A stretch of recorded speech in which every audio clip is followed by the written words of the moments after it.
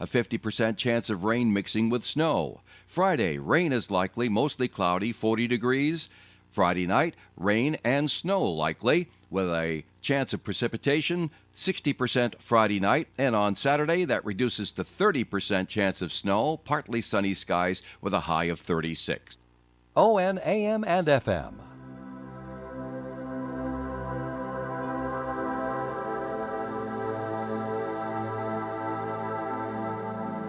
Welcome to Behind the Paranormal with Paul and Ben Eno.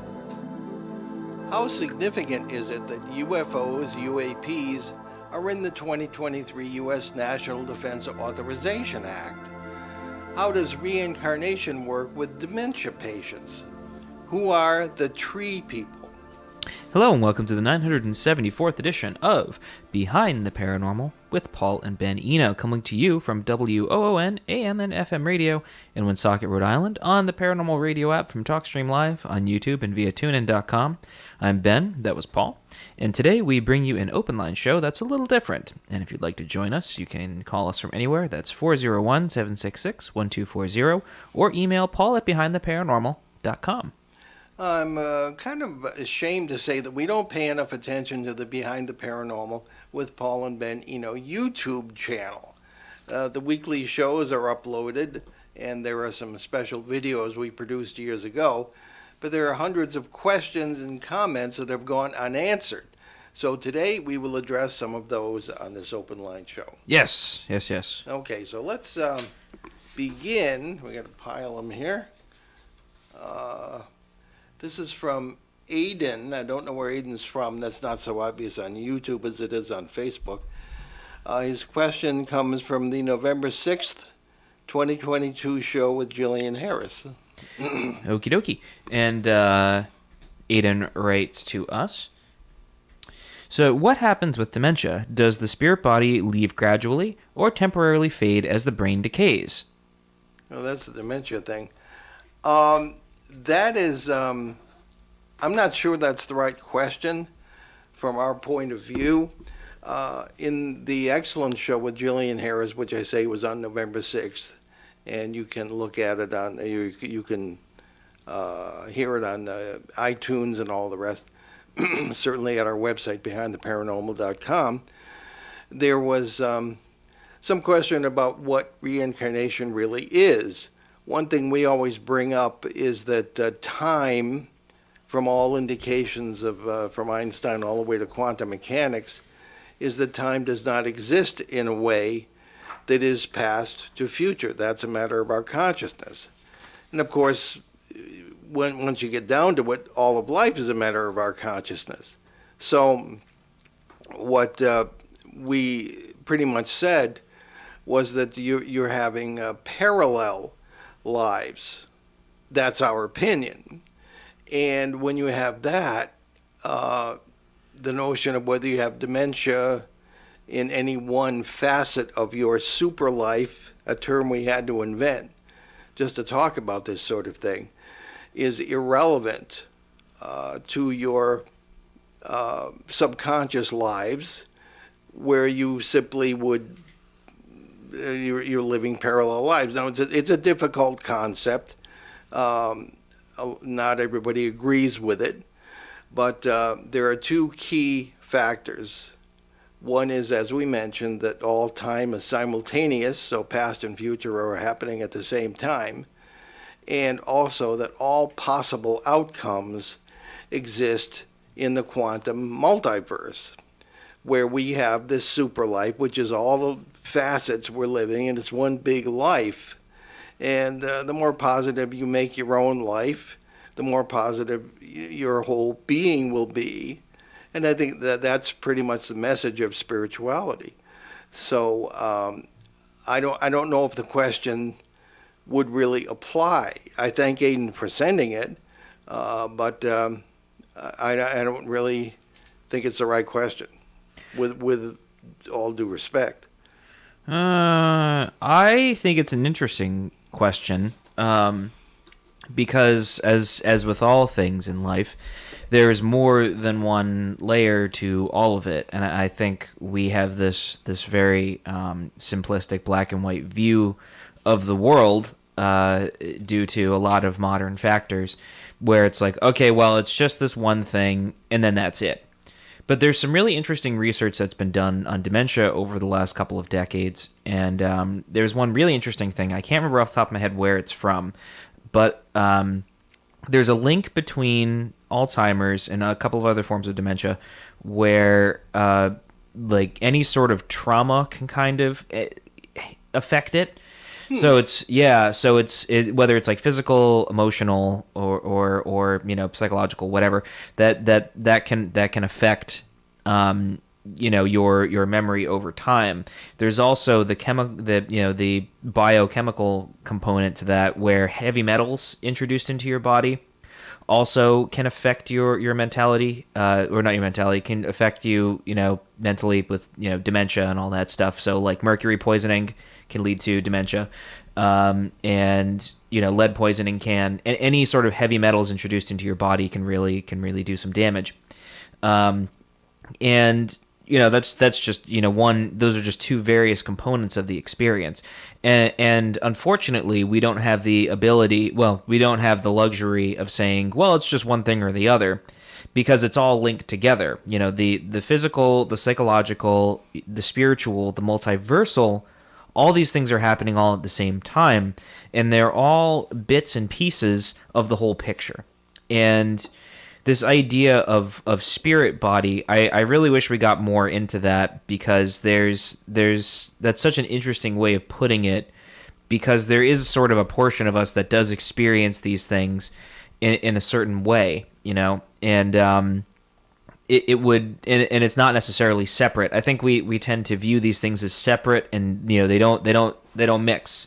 It's like oil and water, right? It doesn't mix. But here's the thing: it does, because you can't think of it like oil and water. We have to think of it like a soup, and in that soup there are a whole bunch of ingredients that all lead to a taste. If you separate the carrots from a chicken soup, you're gonna have a different taste. It's still it's a soup, but it won't be the same soup. And to get this whole soup that is the human experience, we need all the ingredients in it. So with that in mind, the sort of holistic view of this, I think it's not necessarily that it's separate. I think it's that all of these things are experienced at the same time. So if you're if you're experiencing all of these things in dementia, I wish I could tell you from experience, but I can't, because I haven't been there yet. But well, I might be there sooner than you will. Well, here's hoping you don't. Yeah, exactly. But just from experiencing it through others, like my mother's grandmother, great grandma, who we would go visit all the time when I was younger. She had dementia, and as time went on, she sort of regressed, and she was from Belarus, so she couldn't really speak. She could speak English, but then as time went on, she just forgot how to speak English, and sort of regressed to the point where she could only speak Russian. And her word order would be wrong, but she basically reverted to what she knew as a kid. And it was just like she just kind of she couldn't remember anything anymore, and she couldn't even communicate with us effectively. So I mean, at that point, I was young when that happened, but it was an experience, because she wasn't gone. You could tell there was something there, but it was changed, it was different, it was connected with something else. And it's just like the rest of our lives, right? So it's like, just because somebody leaves town doesn't mean they're gone forever. It's like that web of relationships, stays with us. And I think that's holistic in the human experience. I think that's very profound. I have really no evidence for this, but I have a suspicion that maybe things like dementia or less serious forms of that sort of thing, white matter disease or whatever, are almost, at the risk of being misunderstood, almost merciful in the sense of your consciousness is sharing more in a facet of yourself that was better, happier, easier in many ways. Now that might be just baloney, but I've always No, it's kind of funny you say that, suspect. because I was talking to my coworker about this, who she was talking about how, you know, her mother had Alzheimer's, and she passed away right when I think right when COVID started.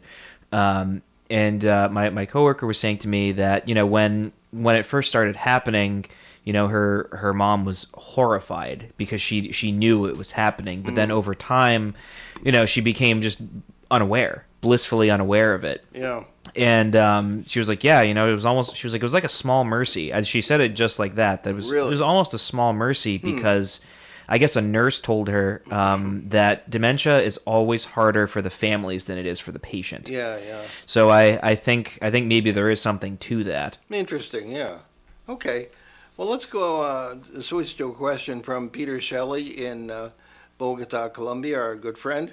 It's a deceptively simple one. It's always the simple ones that take up a whole show. So, Peter, you're opening a can of worms. Are there any recent cases you've been asked to investigate that you are able to share?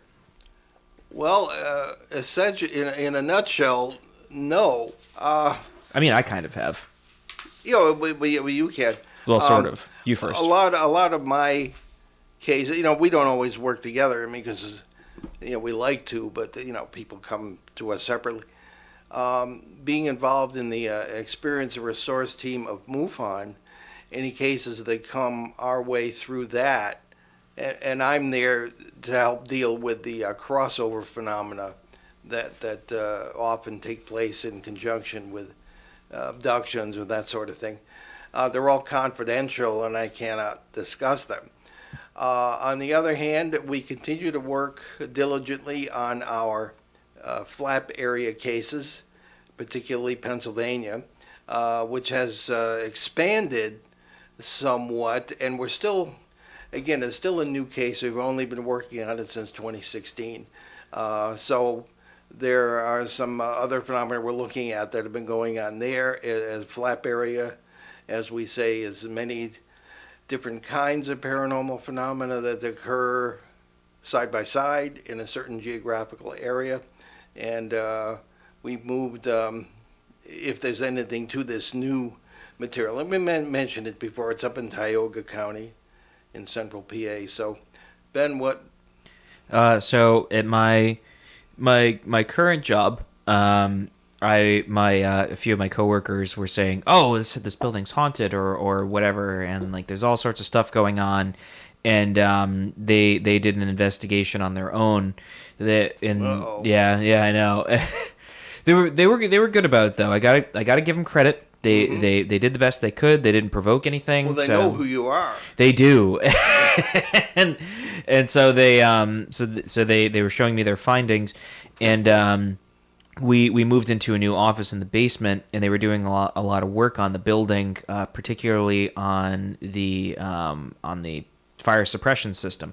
So for those who are not savvy to large buildings and building code, depending on the size of your building, you require a certain main pipe that has to basically bring water into the building, and it was a pretty sizable pipe. It was like 8 inches by 8 inches, and that was right behind our poor accountant's office. And so they had to cut open the wall to get in to replace the pipe because it was leaking, and they didn't want, this newly renovated side of the building to get mold. So they had to, take it all out. It was a whole thing. But while it was open, it was revealed that there was a fieldstone foundation. So it was an old building, right? I'm not going to say where it is for privacy's sake. I don't want a bunch of people, showing up and with a bunch of EMF meters or whatever. So it's an older building in an older town in Massachusetts. That was like a former mill city. So it's right by water. And I don't know a ton about the geotech, but if I had to put my money on it, I'd probably say sandy soils. and you have a whole lot of things that can conduct electricity, right? Yep. So, my coworkers came to me like, oh, there's a bunch of orbs and stuff. I'm like, well, I'm not really surprised because it's like it's right where the sprinkler main is. So it's like you got a ton of water rushing into the building. You have fieldstone foundation, so who knows what kind of stones are there, whether it's like quartz or something like that. It's like all sorts of stuff that can conduct electromagnetic activity. But there's been reports in this building of just like a lot of weird stuff. Occasionally shadow people being seen on like the upper floors. There's the typical ghost story stuff where like, oh, this building was burned down, a bunch of people, were burned inside of blah blah blah blah. And I don't know a ton about the history, so I won't say anything I don't know a lot about. But I do think it's interesting. It's ironic because where I work now is right across from where my coworkers got all this footage, and so it's like, okay, yeah, we'll. If I see a bunch of orbs flying around, then we'll know. But I mean, I don't really get a bad feeling about it. It's just kind of like, I don't know. It's just something that kind of happens. Yeah. I'm also not particularly focusing on it. I'm just because I have so many other things I have to do. Of course. That it's like I'm not gonna bother interacting with it. But I mean, we'll see. So I'll keep you updated on it. Of course. Thank you. Yeah. Before we leave and go to another question.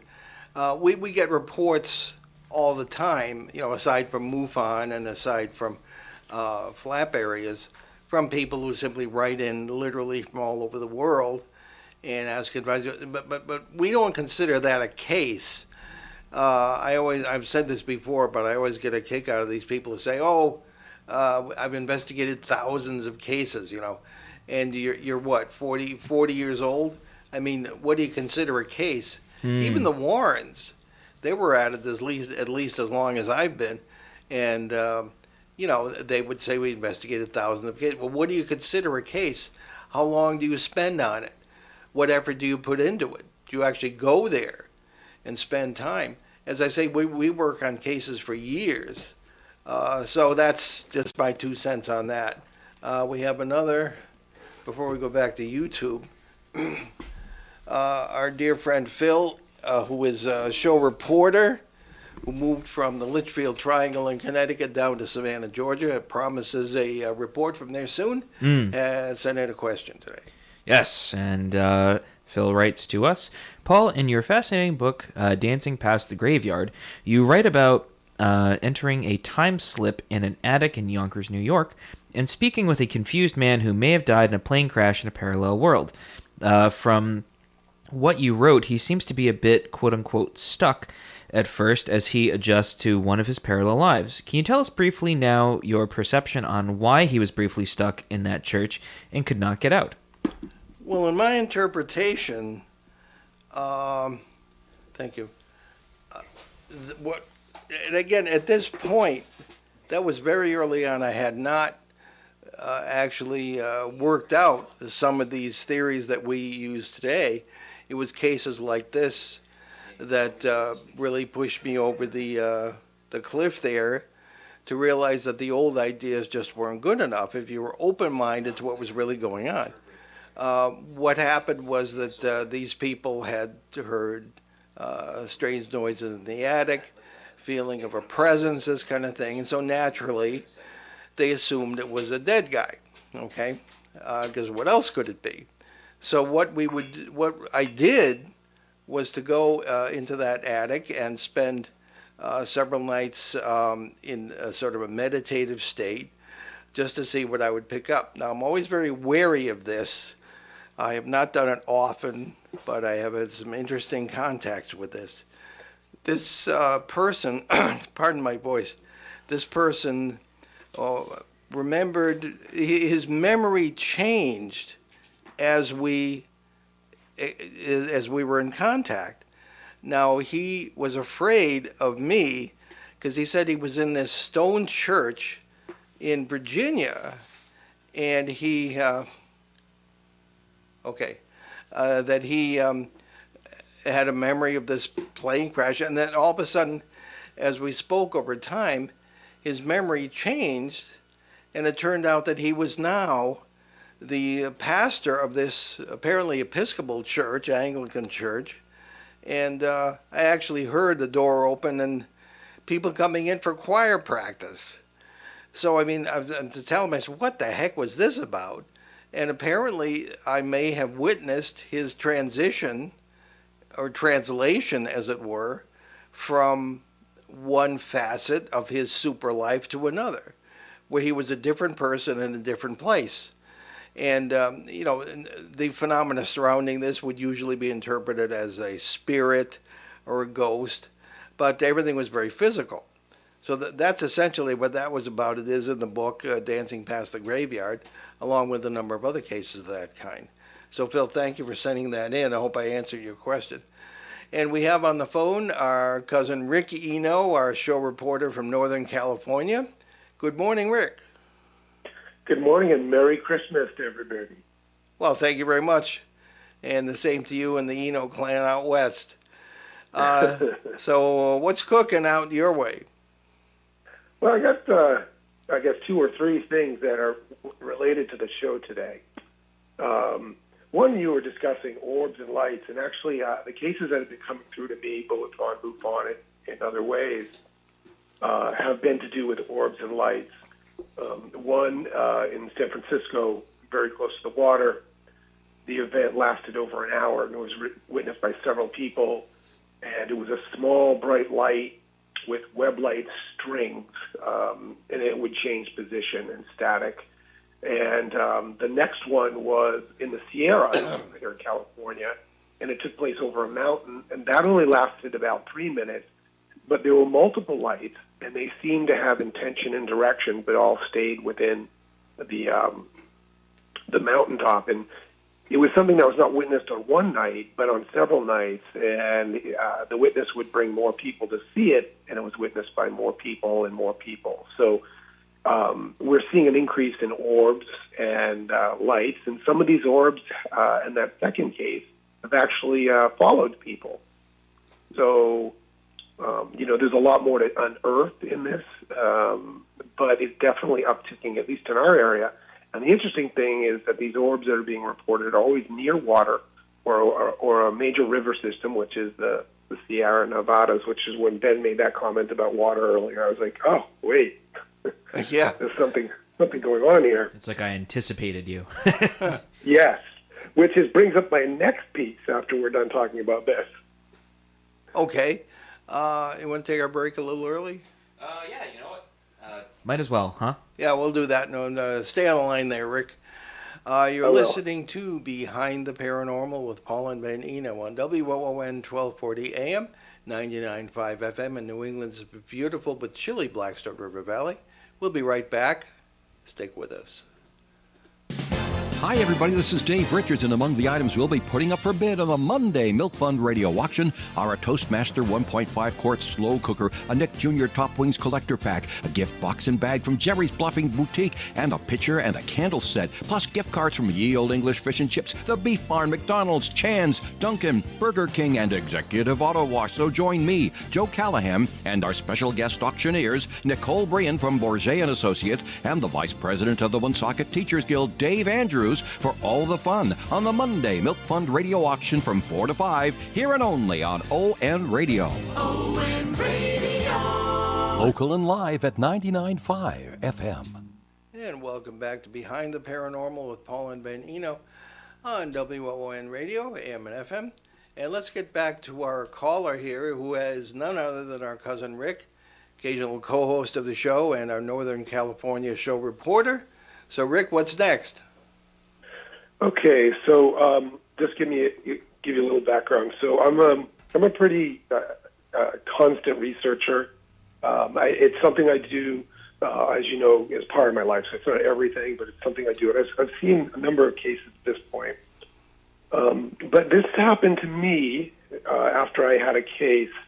And I wouldn't call it a case. I had met somebody who just randomly who was having.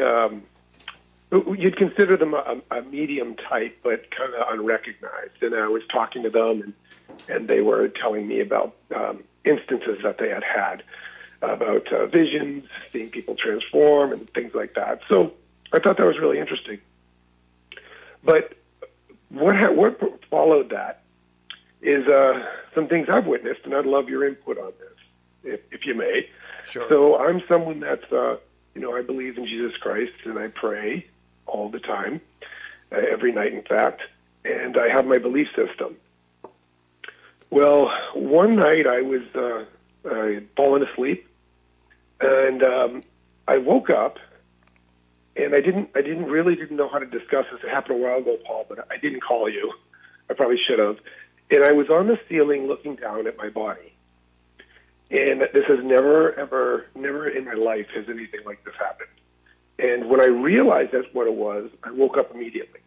And I was in my bed, I was looking at the ceiling. I was really distraught about it because it felt very real. So I went along, like, okay, I'm going to just file that away. And other nights progressed, and I would find myself in houses of people that I know randomly. There was no one else there, but I recognized the rooms. I walked through the rooms, and it felt very, very real. And again, I didn't know what to do with it. I kind of just shut up about it and said, okay, I'm just having lucid dreams. But then I started noticing things outside of dreaming, just things I'd notice more. It's like numbers would start popping up. I would wake up every night at a certain time consistently. It's still actually happening. And I always get the feeling now when I'm in certain places or at certain times that I'm not alone. Now, I want to preface all this. I understand this world exists outside of this. I have complete respect for people who are mediums and so forth and understand that. But this experience for me as a researcher and as a person that it's happening to is very, very new. And it's a little unsettling. The dreams haven't stopped. I've woken up after that looking down at my body again, and I wake up. So this calls for me. I'd like to get your input on what is possibly going on and what I can possibly do about it. Well, it's a common story. Very often, as one ages, this can happen. I think it reminds me of the prophecy of the prophet Joel in the Old Testament. Young men will see visions, and old men will dream dreams. Not to say you're an old man, Rick, but as well, I'm getting there. one who knows, yeah, I'm already there. The usual interpretation of that sort of thing is that you, if you have developed that ability or tendency, is that your astral body will separate from your physical body and go floating around. I know lots of people who believe this. In my particular interpretation, I don't like the dualism that implies, that you're not a whole being, you're all these different parts, and we are, but it's a matter of interpretation. So what I think is happening, and I'm a minority in this, is that with all possibilities existing, you're shifting consciousness. You're not necessarily, parts of you are not necessarily separating from each other, but your consciousness has the ability to move around. And that's another kind of hard concept, but that's how I essentially interpret that. Now, there was the old notion of the silver cord that would connect your body to your spirit or whatever as it's separated. And I had a very dear friend here in Rhode Island to whom this used to happen all the time, and he was terrified of it because he was afraid he wouldn't be able to get back into his body after these experiences. And as far as I know, he still has them. But what's happening to you, regardless of how it works, is really very common. Now, you ask how you can avoid it. I would suggest, although sometimes meditation and contemplative prayer can actually encourage this to happen. What one hopes is that it wouldn't. It also tends to encourage flying dreams, which I don't know anybody who doesn't like those, because they're dreams, great sense of freedom, etc. So I would say perhaps deepen your prayer experience, because a lot of people don't realize prayer is not just saying words. That is the merest beginning. Prayer is something you are. It's a state of being. That came up with Jillian Harris on that November 6th show when Ben asked her what love is. And that's not an easy question. Even St. Paul had to answer that in Corinthians by saying what love is not. So an apophatic approach, as you'd say in theology. So I think it's a matter of taking it a step at a time, maybe deepening your prayer life. If you don't feel comfortable with this, deepening your prayer life in a more contemplative way and in a cautious way, because that could be misleading too. It's not easy, but it should give you more control. Ben, you know all about hesychasm and things of that kind. Oh, that's a dangerous thing. Yeah, it is. So I think that I heard this lecture a really long time ago. By a really long time ago, I mean 2 years ago. And I really liked it because it made a lot of sense. And it explained a lot of things that I've experienced over time, because the multiverse stuff is fun. I like it, but it doesn't quite do the human experience justice, because I think how we think about things is how we determine reality, and how we experience the world is very important. And I heard this analogy of how ancient people sort of viewed something as simple as what a body is. And, you ask, somebody, well, what's a body? And they'll say, well, arms, legs, eyes, head, it's a series of connected nerves that are, that produce stimuli and whatever. And that's not wrong, but the body is so much more than that. The body is, I heard this definition, I never forgot because it makes a lot of sense. It is a nexus of powers and potentialities. And that is very important because we are more than just eyes, arms, hands. We're not a meat machine, obviously, because we have thoughts, we have feelings, and it's not this dualistic thing of, well, I'm a meat machine, but I have this little guy inside me that controls all of it, like the Men in Black movie.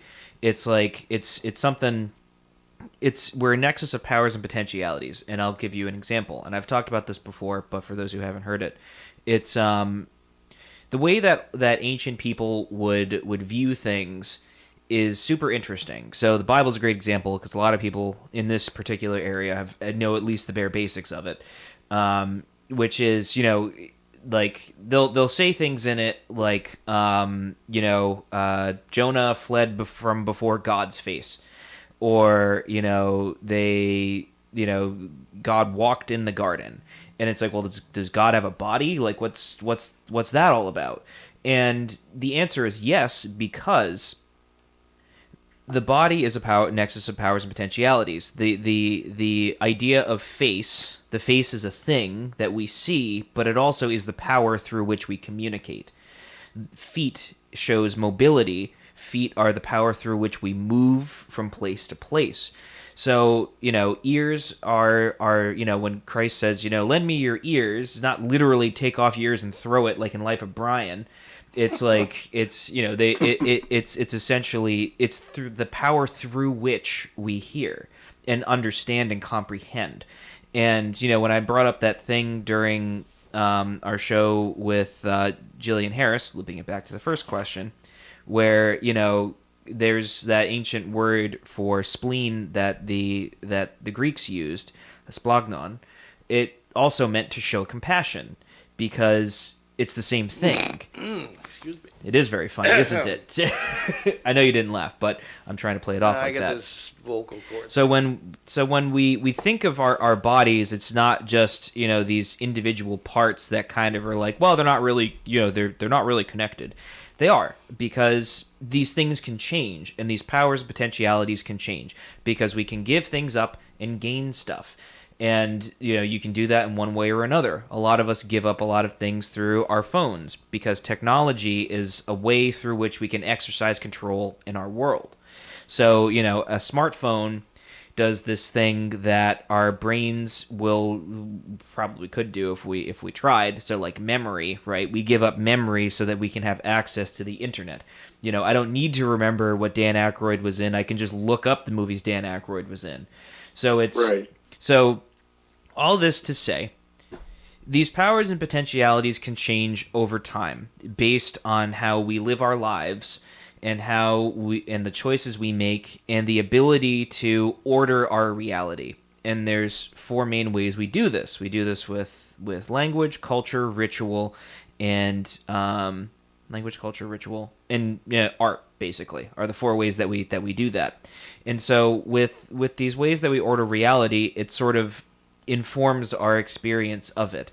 So, dear cousin Rick, you have this power and potentiality that has become a thing, and it can be changed. Like all powers and potentialities can be changed, and through whatever means, whether it's through prayer, by understanding prayer as it is an experience, but it's also an experience of understanding order, right?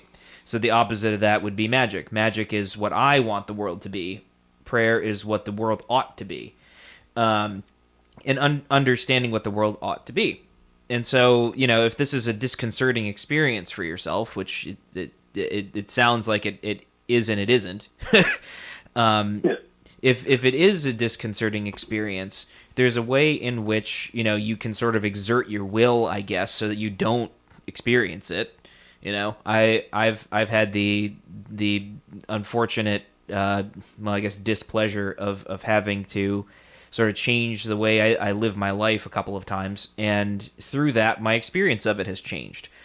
Some people would probably make the assertion that I am a lot more insightful than I used to be, and it's possible, yes, through a series of conscious decisions I have given up some powers and gained some powers. And we think of it in this way because we are a nexus of powers and potentialities, the goal of which is to become fully human, and understanding that our reality is a holistic experience. All this stuff isn't disintegrated. It's all part of the whole. And so Rick, I would recommend, if this is a disconcerting experience, perhaps it is that there's other things to focus upon. It's amazing what changing your focus of stuff can do. Right. It's like I made the conscious decision to focus a lot more on mundane things, unfortunately, because mundane things are hard and it can be very difficult. And so by placing one's focus on all these things, I have to focus on how am I going to pay bills and such. Doesn't mean I focus entirely on mundane stuff. I do the show every week, and I try to participate in as many uplifting experiences as I can. And that doesn't mean that it's not a spiritual thing, because all of it's connected. And so our goal here, Rick, is to experience life holistically. You get what I'm saying? Yeah. The permutation we are here now. I'll say this real quick. This all started around the time I met that person, but I was also because I used to use a CPAP tonight to sleep, but I started focusing on breath work and breathing through the nose, and I gave up the CPAP. I don't need it. That sort of meditative experience and that breathing. Since I started that experience, and this came along with it. That was the thing. This sort of came along with it. I sleep 8 hours easily every night. I was getting an hour for years, hour or two a night. And since I started the breath work and, which requires daily practice and forcing myself to breathe through my nose even when it was hard, I started sleeping better. With that came this experience I'm talking about. Yeah, it's a little disconcerting. I don't know whether to embrace it or run from it, but it's definitely something I've never experienced before, and I'm kind of like why now? But I'm going to take your advice and kind of evaluate it. Maybe we can talk offline a little bit about it and find a path. Yes, you have that's acceptable. ready access to us as family. So, Yeah, Absolutely. yeah. I will definitely be talking to you guys about this. well, you got plenty There's to more. think about. So, Rick, thanks Yeah. for calling and thanks for all the information. Oh, no. Thanks for having me, guys. Merry Christmas. Look forward to talking to you over the holidays. Very I good. will be home. Okay, excellent. Lovely. All right. All right. So, something else from YouTube there, Ben? And now for something completely different. There's this very long comment from Josh in Australia from our show with Heidi Hollis back in 2021. We could dive into that if you'd There, like. there might be a shorter one. Well, I don't know. It's That is kind of a long one. There is. Oh, the Tree People. We can go with that. oh yeah, okay. Russ in Connecticut. So Russ writes to us. Didn't mean to rhyme that. I've been drawing and telling stories for many years about the tree people in this area. This is in reference to our YouTube video on the Litchfield Triangle posted back in 2016. This area, one drawing actually shows the tree person crawling down a tree trunk, and I've seen many interesting quote-unquote things through the years, and continue to do so. Grew up not too far from this area and spend a lot of my summertime up there camping. Basically just drawn to the place for many reasons. You have a new subscriber in me, and maybe at some point our paths will cross and we can discuss our experiences. Stay creative and dream and always believe. But that's really interesting that in that same area she had experience with the tree person. Is we actually got a video of that thing coming down the tree that night in 2010. I don't know if this listener is aware of that, but we were able to. We just were talking to the little boy in the house that actually where that flap area case began in 2005. One of your first cases as a wee lad. And the 4-year-old boy at the time, 4-year-old boy in the house was saying that his friend Ashwar was in the tree outside. So we went out, and it was, dark, country road, and I pointed the infrared camera up into the tree, and sure enough, you can see this weird tadpole-like white thing, like crawling down the tree trunk, and then disappearing. So that is available, I believe, on YouTube. I think we put it in that, and we have. I'm pretty sure it's a part of that video he's too. Probably seen that, and it's also in the Haunted House Diaries by William J. Hall, and it's one of our books too. I believe it's Behind the Paranormal 2. No, Behind the Paranormal, Everything You Know Is Wrong. Yes, Yeah. I believe you're correct. Yeah, 2016 book. So that's available out there, and it was really quite jarring to see that. Now, the tree people, that's pretty much what the little boy called Ashwar's people. And then our intrepid colleague, Shane Searway, happened to be doing some research, and he found out about the Ashwar, Achuar, the tree people of Central and South America. So the first thing we asked, how's this 4-year-old kid in Connecticut? I don't know anything about this. And over the years, his relationship with this Ashwar went on for years and years. This Ashwar turned out to be a parasite. He was telling him to harm his mother and a lot of negative stuff. So they got rid of that, and things have been better since. But all this grooming, as they call it today, of this young boy took place very early on by this parasite, apparently.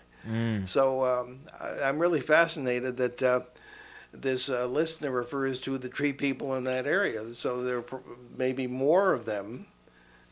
Whether they have any actual relationship with this tribe of people in Central and South America is still an open question, but very interesting. Indeed. There's another one there. Someone commenting on your developing interviewing skills. Yes. I think we should read that because you deserve it. Well, thank you. I appreciate that. So Tammy from ? Writes to us.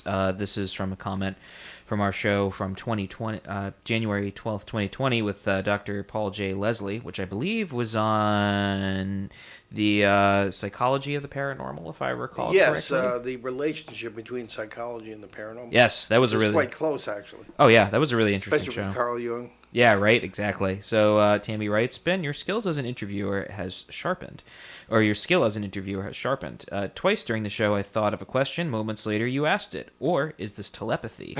And if it is, thank you. Yeah, I like that. I thought that was charming.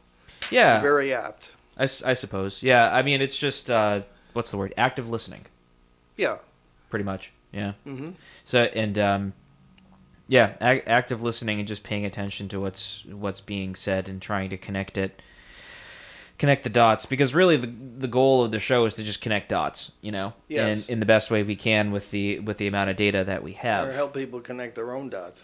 Yeah, and I'm guilty of that too, honestly. So I can't really judge. Yeah. Because there's we'll always do the best we can. there's always some sort of confirmation bias, Yeah. and it's very, very, very, very hard to get to that point. You know what I mean? Yeah. Yeah. So we can take even if it's part of one. I guess we can go with Josh from his show with Heidi Hollis. And that was from August 8th in 2021. Josh writes, I can't trust her feelings, quote unquote, that these are evil. The problem is that the overwhelming emotion when encountering the shadow being for her was fear. So it's impossible for her to have any objectivity about her feelings at the time. She said she felt evilness. Unfortunately, that label is way too influenced by preconceived ideas on what these things are. Fair enough. I also think she is naive to be attributing religious concepts to these entities. Also talking about the quote-unquote Hat Man, she thinks that she's on the cusp of naming the entity is outrageous. She needs to calm down and realize that she has no clue what any of this phenomena really is. Typical paranormal enthusiast getting carried away with silly terminology, overconfident, and in over her head. Okay, well, that's a little rough on our good friend Heidi Hollis, I think. But, I mean, it may be accurate. Heidi is the one who coined the term shadow people, and a number of others, including the Hat Man, etc., as what we would consider archetypes, commonly viewed entities, if that's what they are, that is shared across many different countries. I have seen with my own eyes on 3 different occasions the man with the checkered shirt. And many of our cases have involved the little blonde girl with flowers in her hair. And 9 times out of 10, at least in our cases, these have turned out to be parasites. Sometimes nothing is never seen again. But particularly, what is less threatening than a little girl with flowers in her hair? And that was seen, for example, in a case right in our listening area here, the Burrillville case that was too early for Ben. Started in 1998 and was kind of ongoing. Actually, you did get involved later with the shaman there. Yeah. Yes. And they would see this little girl with flowers in her hair. It was but there was just something wrong about it, you know.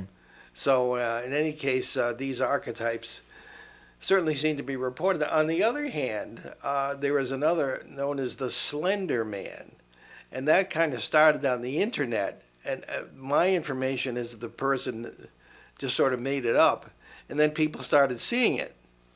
And reporting Yeah. it. Now the thing is, what are you really seeing? I found many times, even with the Mothman phenomena, people will see something, and they say, aha, that's got to be the Mothman, or that's got to be the Slender Man, when it's really might be nothing at all, or it might be some multiversal experience or some parasite or whatever. So I think it's, as I think Ben might agree, it all depends on how we look at it, and it all depends on our own interpretation and our own consciousness. Yeah, because it's, we're taking the data that we have and trying to construct a story out of it to make it make sense. And as I was saying earlier, connecting the dots, we order reality through a couple of different ways. One of those is language. So we're trying to figure out what's going on by making a story out of it. And it's funny because now there's a meme about the Hat Man, and Really? Yeah, usually I it hadn't has. seen that. Yeah, it has to do with like with like taking too much Benadryl, and then you see the Hat Man, and it's like it's kind of a joke. Sorry, Heidi, but I get where Josh is coming from, but at the same time, it's like it is true that we bring to the experience what we already have, and we try to interpret it with the information we have. And I understand, you try to be objective in an experience, but while you're experiencing it, it's very hard to be objective. Well, it is, yes. It's like you're in a car crash and you're like, it would be like you're crashing, you're in a car crash, you're about to crash into a truck, and you're like, you're probably not thinking, you're probably not thinking rationally at that point. But I don't think it's really like, something where you can think rational. I'm trying to think of an equitable experience, and I don't think that's going to do the trick. I don't know. Let's say you're walking down a dark alley and there's some threatening guy there, right? It's like you're not thinking logically about it. You're kind of acting on emotion or instinct or whatever. If you happen to be, like someone who can calm themselves down in order to think rationally about stuff, good for you. But a lot of people aren't like that, and I would understand that completely. So I understand that it's hard to trust feelings and emotions, but at the same time, we have instincts for a reason. And Yeah. so, it's probably not entirely fair to discount her experience completely, or even at all, because we didn't experience it. So Right. I'm I always saying that, yeah. I do understand the idea of attributing names to things to like, oh well, it sounds kind of goofy and silly, but at the same time, it's like we're working with the information we have, Right. and unfortunately, we all view everything through our own personal experience. And so there is an objective reality that we're all experiencing, but we're all experiencing it differently. So, it's hard to sit there and say, well, that's dumb, because none of us were there except Heidi.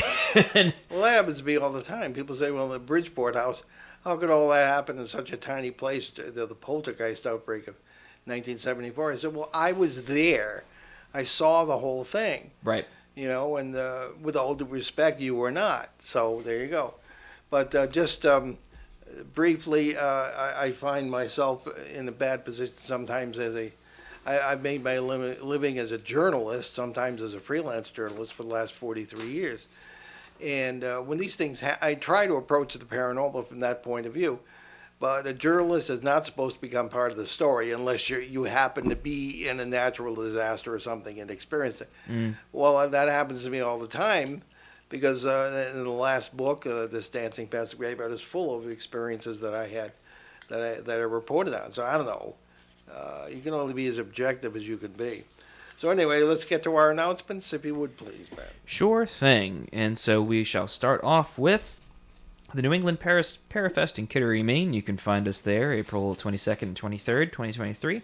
The event will kick off the week before. On this show, April 16th, when we have all the event headliners with us on a panel. And we'll be at the Para Expo 2023 aboard the USS Salem at Quincy, Massachusetts, May 19th to 21st. We'll be among the speakers and will broadcast live from the ship, we hope, on Sunday, May 21st. And other events in 2023 for which we or I will be present include the Exeter UFO Festival in September and the Arizona Dowsers Conference in October. You can visit our show website, that's behindtheparanormal.com, where you can find over 1,100 hours of our regular shows and the special broadcast since 2008 from CBS Radio, Achieve Radio, and here on WOON AM and FM. You can also hear many of these broadcasts on any major podcast platforms, including Spotify, Apple Podcasts, and YouTube. And you can also, right on that main homepage, you can download our show app. So what's cooking for next week, Ben? Well, December 18th. Geez, we're just flying through December here. Yep. We welcome New York author and researcher Bruce Hallenbeck to the first known witness to the Kinderhook blob. of the Hudson River Valley. That's really weird. I can't wait to hear about that.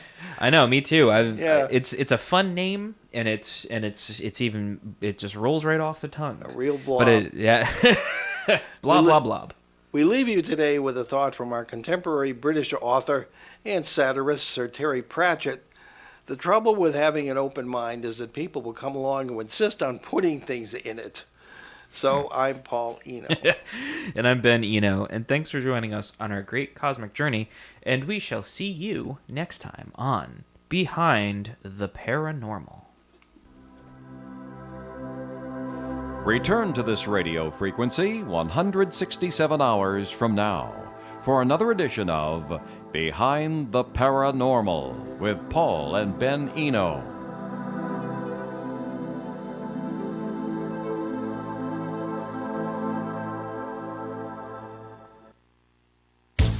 Broadcasting live and local daily from the Navigant Credit Union Broadcast Studio at the corner of Park Avenue and Kennedy Street. This is WOO